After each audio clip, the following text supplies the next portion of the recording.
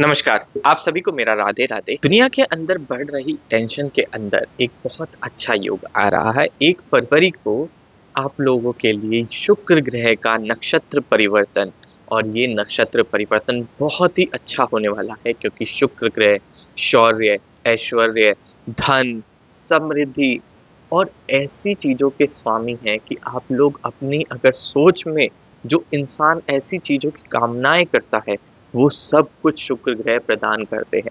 दैत्य गुरु शुक्राचार्य जो आज शुक्र ग्रह हैं, आप एक तरह से ये भी सोचिए कि एक समय ऐसा था कि वो देवताओं के गुरु भी बनना चाहते थे, मगर इंद्र के कुछ ऐसे कटु वचन के कारण वो बन गए थे जो दैत्य हैं उनके गुरु।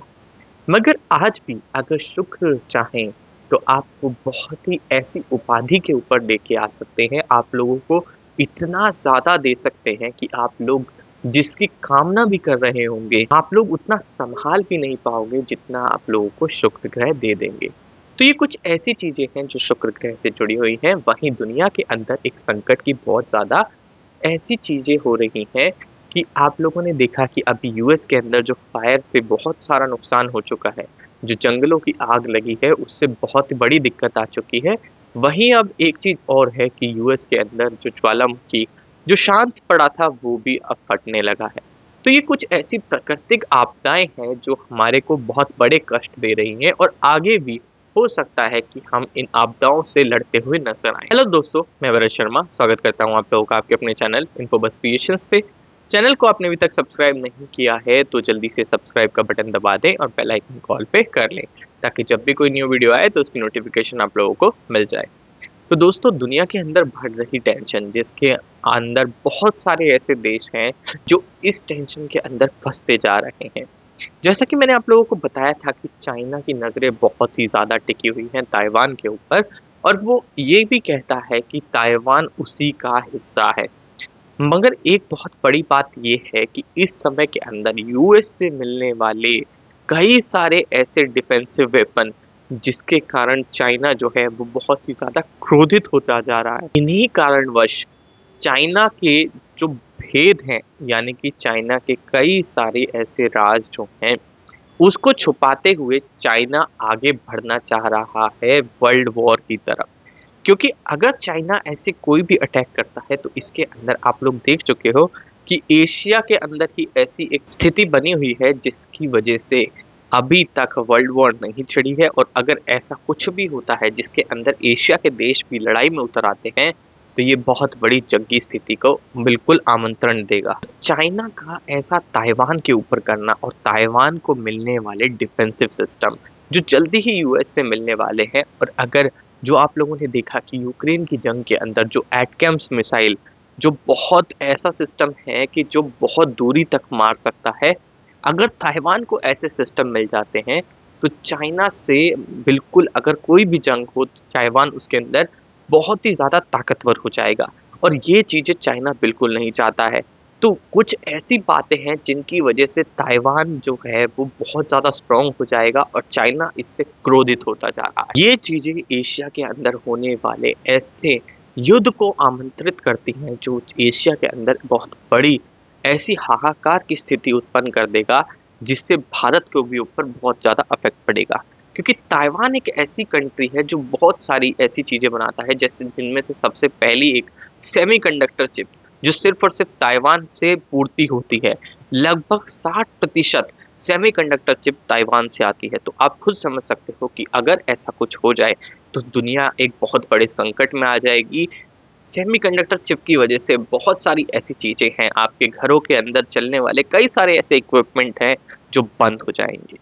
तो ये बहुत सी ऐसी चीज़ें हैं जो इस युद्ध के कारण बहुत जल्दी अफ़ेक्ट हो सकती है। मगर इसका एक बहुत बड़ा कारण होना चाहिए, क्योंकि चाइना अभी तक अपने भेदों को छुपा रहा है। उसका सबसे बड़ा भेद ये है कि चाइना की जो इकोनॉमी है, वो इतनी सक्षम नहीं है अभी कि वो एक युद्ध की स्थिति के अंदर उतर सके। क्योंकि उसको पता है कि अगर चाइना ने युद्ध को किसी भी तरीके से शुरुआत करी, तो इसके जो परिणाम होंगे, उसकी जो कंट्री है, उसके ऊपर एक तरह से कई सारे सैंक्शन लग जाएँगे। जो उसको आर्थिक रूप से बहुत ज़्यादा पीड़ा दे सकते हैं। और इस समय के अंदर अगर चाइना किसी भी ऐसी घटना को निमंत्रण देता है तो चाइना को बहुत ज़्यादा ऐसी चीज़ें करनी पड़ेगी जो वो आर्थिक संकट से बिल्कुल भी अफेक्ट ना हो। क्योंकि आप देख सकते हो, जब रशिया यूक्रेन वॉर हुई थी तो रशिया के ऊपर लगने वाले इतने सारे सैंक्शन हैं, रशिया सिर्फ उनसे इसलिए बचा है क्योंकि रशिया बहुत बड़ा तेल और गैस का बहुत बड़ा निर्यात करता है, जिसकी वजह से उसके पास आने वाला जो पैसा है, धनराशि है, उसको आर्थिक स्थिति के अंदर बहुत ज़्यादा मदद करती है। और इसी वजह से जो रशिया की इकोनॉमी है उसके ऊपर ज़्यादा अफेक्ट नहीं पड़ा।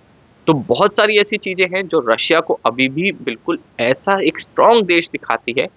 और उसी के साथ-साथ अगर मैं आप लोगों को ये चीज़ बोलूँ कि जो अब यूएस के जो ट्रम्प ने अपनी पोज़ीशन ले ली है, उन्होंने ये तक ऐलान कर दिया था कि 24 घंटे के अंदर यूक्रेन वॉर को ख़त्म कर देंगे। 24 घंटे के अंदर रशिया से बात करके ये जो वॉर चल रही है, इसको अंत कर देंगे।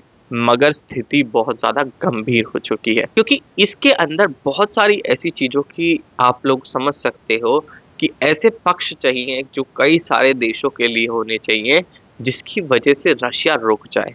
क्योंकि रशिया चाहता है यूक्रेन को बहुत ही जल्दी अपने में मिलाना, और दूसरी ओर रशिया बिल्कुल भी नहीं चाहेगा कि यूक्रेन से वो अपना कंट्रोल छोड़ दे और वो नेटो के अंदर शामिल हो जाए। क्योंकि रशिया का अब इस समय के अंदर नेटो कंट्रीज़ के साथ बिल्कुल ऐसा हो गया है कि जो अब मनमुटाव जो उनके बने हैं, वो कभी ठीक नहीं हो सकते। क्योंकि नेटो कंट्रीज़ ने मिलकर रशिया के अगेंस्ट में एक तरह से यूक्रेन की बहुत बड़ी मदद की है। और ये चीज़ें बहुत ज़्यादा रशिया को अफ़ेक्ट भी करती हैं। मगर अब ये बात आती है यूएस के ऊपर। एक तरफ जो यूएस है वो कई सारी चीज़ों से जूझ रहा है, जैसे कि आप लोगों को पता है कि इतने करोड़ों का नुकसान होने के बाद में अमेरिका के अंदर कई ऐसी चीज़ें हो रही हैं जो उसको और आर्थिक रूप से क्षति पहुँचा रही हैं। अब एक चीज़ और भी है कि इस समय के अंदर यूएस ने इतना ज़्यादा साथ दिया है, जिसकी वजह से कई करोड़ों, कई billions of millions of rupees जो हैं वो उसके अंदर खर्च हो चुके हैं। और डॉलर्स की भी बात करूँ तो बहुत ही ज़्यादा एक ऐसा अंक आ चुका है जो यूएस कहता है कि अब इससे ज़्यादा खर्च करना उसकी आर्थिक संकट को बहुत जल्दी निमंत्रण दे देगा। अब आर्थिक संकट आप लोगों ने देखा था कि लास्ट टाइम जब यूएस ने अपने गवर्नमेंट एम्प्लॉइज़ का एक फंड जो रेगुलर आता है उसको रोका था, तो गवर्नमेंट के एम्प्लॉइज़ ने एक तरह से स्ट्राइक कर दी थी। और लगभग 2-3 दिन की ही स्ट्राइक के अंदर उसको बहुत भारी नुकसान हो गया था। अगर ऐसा ही कुछ फिर से हो जाए तो आप समझ सकते हो यूएस की अर्थव्यवस्था के ऊपर एकदम से बहुत भारी नुकसान हो जाएगा। ये बहुत सारी ऐसी चीज़ें हैं जो बिल्कुल भी हमारे लिए अच्छी नहीं रहती हैं, और इन चीज़ों की वजह से हम कुछ ऐसी घटनाओं के अंदर आने वाले हैं जिसकी वजह से हमारे ऊपर, भारत देश के ऊपर भी जो आर्थिक संकट की मार है वो बहुत जल्दी पड़ेगी। अभी एक चीज़ और मेरे को बोली गई कि जो अभी मार्केट है, जो मैंने बताया था कि अभी ऐसा कोई भी समय नहीं आया है कि मार्केट अपने एक स्तर के ऊपर रुक पाए। तो उतार-चढ़ाव का ये जो समय है ये अभी भी चलेगा, और आप लोग समझ लीजिएगा कि ये गिरावट का समय है। इस समय के अंदर आप लोगों को बिल्कुल भी बढ़त नहीं दिख सकती। बढ़त अगर दिखती भी है तो आप उसको एक तरह से ये ना देखिए, ये ना सोचिए कि एकदम से बढ़ गया है तो आज इतना चिंता में आ जाएँ। कल वही चीज़ आप लोगों को फिर से उन्हीं स्तरों के ऊपर दिखाई दे सकती है। तो ये बिल्कुल भी अच्छा समय नहीं है, गिरावट का समय है। हाँ, सोने के भाव में एक चीज़ है कि होली तक आप समझ लीजिएगा जितना भी गिरेगा वो होली तक ही गिरेगा। उसके अलावा सोने के दाम बहुत जल्दी बढ़ने वाले हैं, और सोने के दाम लगभग 1 लाख तो आप समझ लीजिएगा हो सकता है दिवाली तक ही आ जाए। तो ये सोने के अंदर जो निवेश है वो आप लोग बिल्कुल कर सकते हो।